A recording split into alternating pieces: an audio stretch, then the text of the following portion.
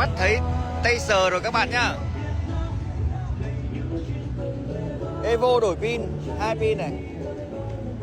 Đó. Quay 4K nhá. Đồng hồ có báo nhiệt, có đồng hồ giờ rồi nhá. Có cổng sạc. Công tắc chuyển pin, pin 1 và pin 2.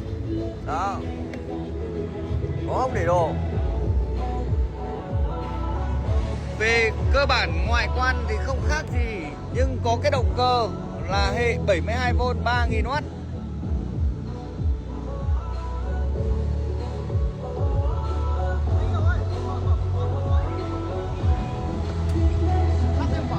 Đấy. Đó.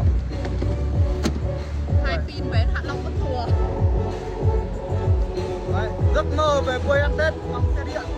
Thế là Tết này là có xe để đi phượt Hạ Long nhá.